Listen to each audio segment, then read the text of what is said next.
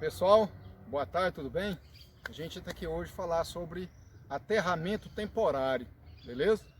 Então vou manipular aqui como se fosse um trabalho que a gente fosse realizar, só para mostrar para vocês em relação à questão da NR10, principalmente, correto? Então, a primeira coisa está aqui, a gente demarca o nosso território, onde a gente vai trabalhar, certo? Ou seja, dentro desse território só entra pessoal autorizado, tá? E com EPIs, EPCs, corretamente estipulado por norma, fora desse contexto aqui, né? Ninguém entra aqui dentro a não ser pessoal autorizado, tá? Primeiramente, antes de efetuar o trabalho, tem a APR, que é Análise Preliminar de Riscos, mandei para vocês, tá? Então aquilo ali é pontuado item por item, para qualquer situação, se você for subir escada, se você for descer, se você for mexer com ferramenta, se você for mexer com componente, alguma coisa, tudo especificado, tá? E para cada perigo, para cada item que você coloca na PR, tem o que você vai fazer para evitar aquela situação, para que não aconteça nenhum acidente, item por item, tá? A gente vai falar sobre essa PR aí, tá? Numa aula específica só para ela, correto? Em se tratando de um aterramento temporário, qual a necessidade de um aterramento temporário? Então os senhores observem aí, ó, a gente curto-circuitou as 3 fases, certo? E do centro lá do nosso travamento, a gente vem com o fio terra aqui, ó, e a gente enroscou a nossa haste aqui, certo? E colocamos o aterramento nela. Aí você pensa, uai, mas dependendo do tipo de trabalho, para quê? Qual a necessidade de um aterramento temporário? Duas situações. Alguém pode energizar a linha onde você está em algum momento, correto? E aí você pode ser surpreendido por uma tensão que está sendo adicionada a essa linha onde você está trabalhando. Então isso aqui é uma proteção para você. Segundo, os senhores sabem o que é um capacitor?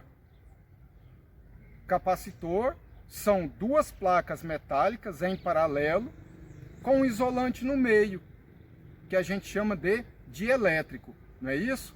Então, se vocês observarem uma linha de distribuição, uma linha de transmissão, é um capacitor, não é isso? Ela tem linhas paralelas com isolante no meio, certo?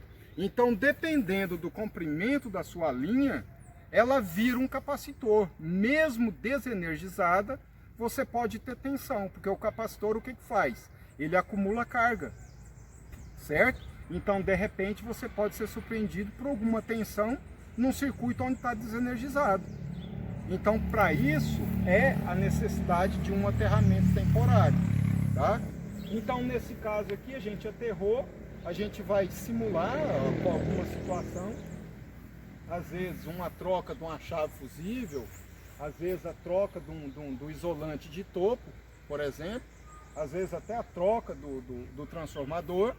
Então, a necessidade disso daqui, desse aterramento temporário, é para você ter completamente segurança para trabalhar nesse trecho aqui do seu circuito, tá?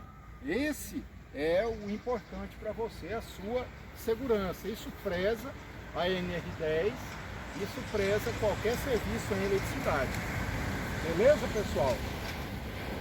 E aí, eu estou mandando essa aula para vocês, vou mandar a PR para vocês, a gente vai simular um preenchimento da PR depois, tá? Para qualquer tipo de serviço.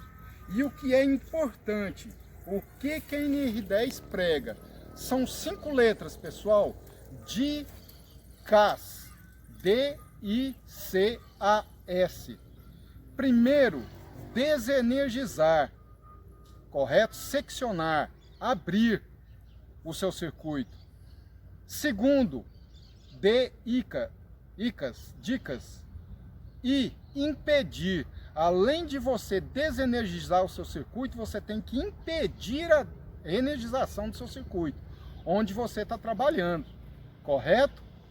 O C, o que é o C, pessoal? Você constatar, você desligou, você impediu, você tem que constatar se tem tensão.